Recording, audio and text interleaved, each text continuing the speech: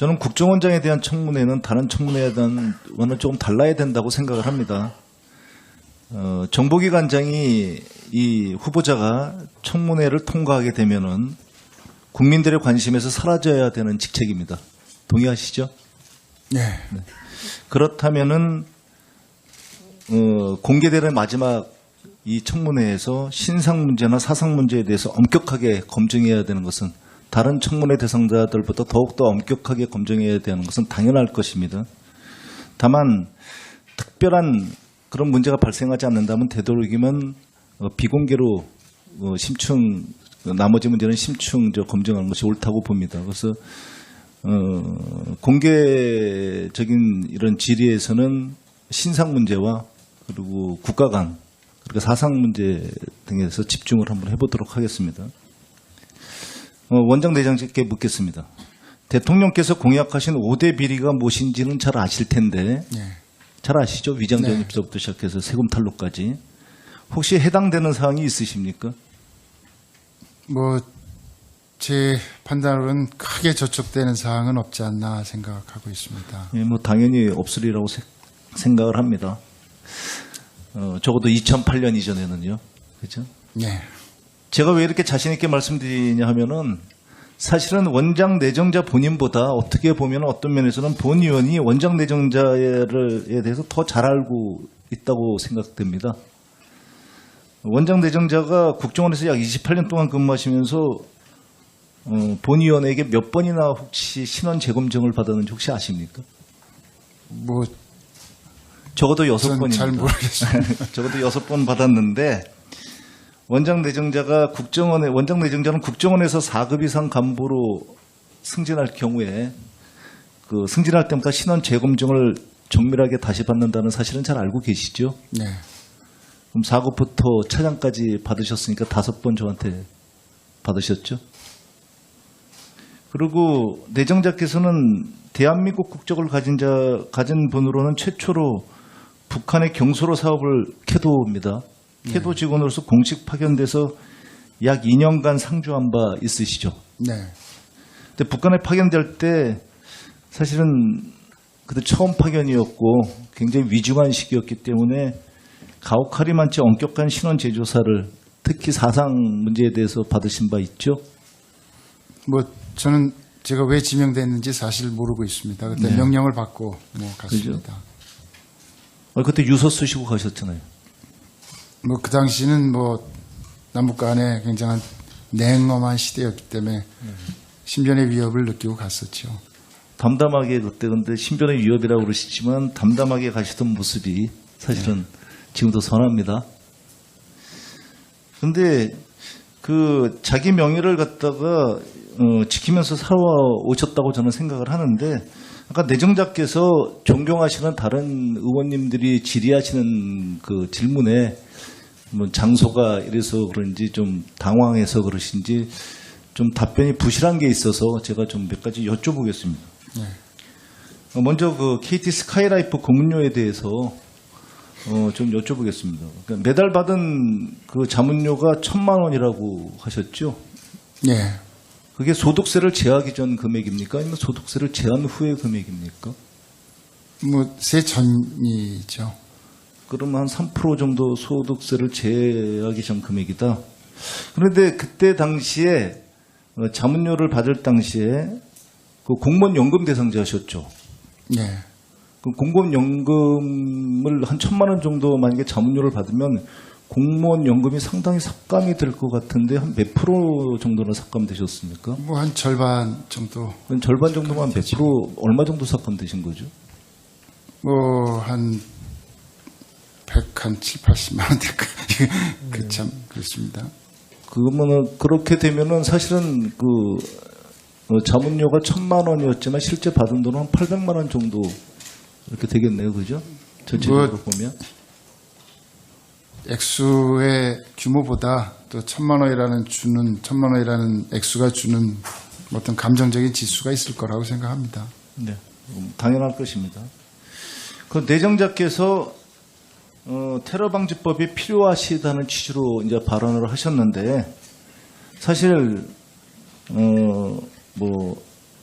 그 정당의 그 입장에 따르지 마시고 그 최근 유럽을 비롯한 전 세계에서 테러가 끊임없이 발생하는 것은 물론이거니와 우리나라도 결코 안전지대가 아니라는 것에는 동의를 하실 겁니다.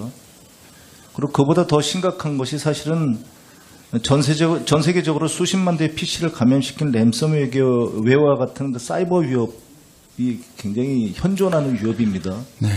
그래서 사실 테러방지법뿐만 아니라 결국은 사이버 테러방지법, 소위 사이버 테러방지법이라고 말씀드리겠습니다.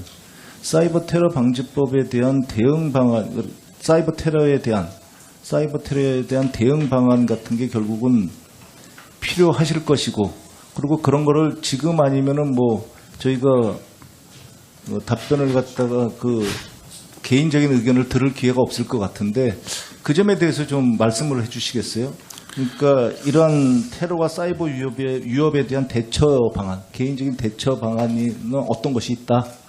이거 갖다 한번 내정자로서 말씀해 주시겠습니까?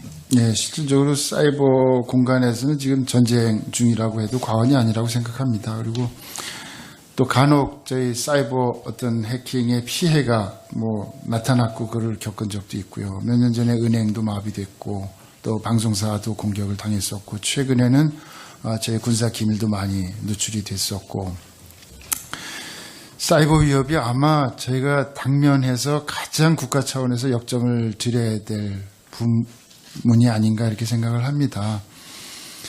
다만 이제 어떤 목적을 수행하는 과정에서 나타날 수 있는 여러 가지 부작용, 그런 우려가 있는 것도 충분히 잘 알고 있고요. 그래서 당장 어떤 것들을 해야 된다라고 제가 주장하기보다는 그런 문제 의식을 갖고 있고 그런 사항들은 사실 모두 최종적으로는 국회 논의를 거쳐서 법 개정, 낮에는 법 제정 사항으로 가야 되는 것이기 때문에요. 그런 입장을 제가 계속 하여간 보고를 올리도록 하겠습니다.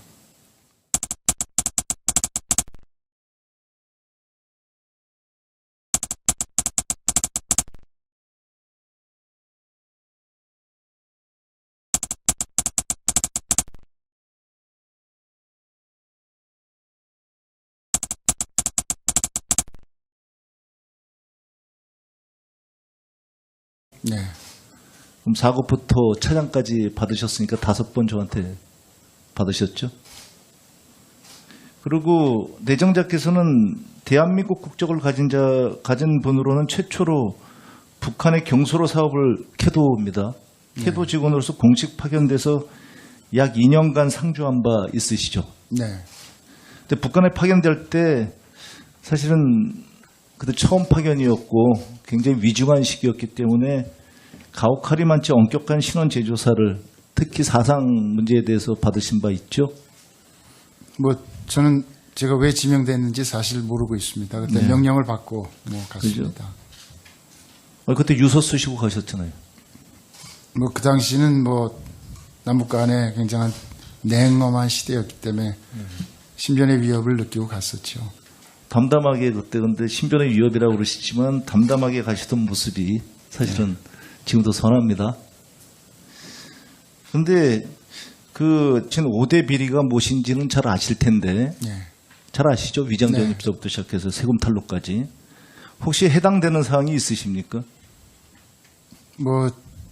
제 판단으로는 크게 저촉되는 사항은 없지 않나 생각하고 있습니다. 예, 당연히 없으리라고 생각을 합니다. 적어도 2008년 이전에는요. 그렇죠? 네. 제가 왜 이렇게 자신 있게 말씀드리냐 하면은 사실은 원장 내정자 본인보다 어떻게 보면 어떤 면에서는 본 의원이 원장 내정자에 대해서 더 잘 알고 있다고 생각됩니다. 원장 내정자가 국정원에서 약 28년 동안 근무하시면서 본 의원에게 몇 번이나 혹시 신원 재검증을 받았는지 혹시 아십니까? 적어도 6번입니다. 잘 모르겠습니다. 적어도 6번 받았는데 원장 내정자는 국정원에서 4급 이상 간부로 승진할 경우에 승진할 때마다 신원 재검증을 정밀하게 다시 받는다는 사실은 잘 알고 계시죠? 자기 명예를 갖다가 지키면서 살아오셨다고 저는 생각을 하는데 아까 내정자께서 존경하시는 다른 의원님들이 질의하시는 그 질문에 장소가 이래서 그런지 좀 당황해서 그러신지 좀 답변이 부실한 게 있어서 제가 좀 몇 가지 여쭤보겠습니다. 먼저 그 KT 스카이라이프 고문료에 대해서 좀 여쭤보겠습니다. 그러니까 매달 받은 그 자문료가 1,000만 원이라고 하셨죠? 예. 그게 소득세를 제하기 전 금액입니까? 아니면 소득세를 제한 후의 금액입니까? 뭐 세 전이죠. 그러면 한 3% 정도 소득세를 제하기 전 금액이다. 그런데 그때 당시에 자문료를 받을 당시에 그 공무원 연금 대상자셨죠. 예. 그 공무원 연금을 한 1,000만 원 정도 만약에 자문료를 받으면 공무원 연금이 상당히 삭감이 될 것 같은데 한 몇 프로 정도나 삭감되셨습니까? 뭐 한 절반 정도. 그럼 절반 정도면 몇 프로 얼마 정도 삭감되신 거죠? 뭐 한 7, 80만 원 될까? 그 참 그렇습니다. 그러면은 그렇게 되면은 사실은 그 자문료가 1,000만 원이었지만 실제 받은 돈은 한 800만 원 정도 이렇게 되겠네요, 그죠? 전체적으로 보면. 액수의 규모보다 또 1,000만 원이라는 액수가 주는 어떤 감정적인 지수가 있을 거라고 생각합니다. 네, 당연할 것입니다. 그 내정자께서 테러 방지법이 필요하시다는 취지로 이제 발언을 하셨는데 사실 뭐 그 정당의 그 입장에 따르지 마시고 그 최근 유럽을 비롯한 전 세계에서 테러가 끊임없이 발생하는 것은 물론이거니와 우리나라도 결코 안전지대가 아니라는 것에는 동의를 하실 겁니다. 그리고 그보다 더 심각한 것이 사실은 전 세계적으로 수십만 대 저는 국정원장에 대한 청문회는 다른 청문회에 대한 거는 조금 달라야 된다고 생각을 합니다. 정보기관장이 이 후보자가 청문회를 통과하게 되면은 국민들의 관심에서 사라져야 되는 직책입니다. 동의하시죠? 네. 그렇다면은 공개되는 마지막 이 청문회에서 신상 문제나 사상 문제에 대해서 엄격하게 검증해야 되는 것은 다른 청문회 대상자들보다 더욱더 엄격하게 검증해야 되는 것은 당연할 것입니다.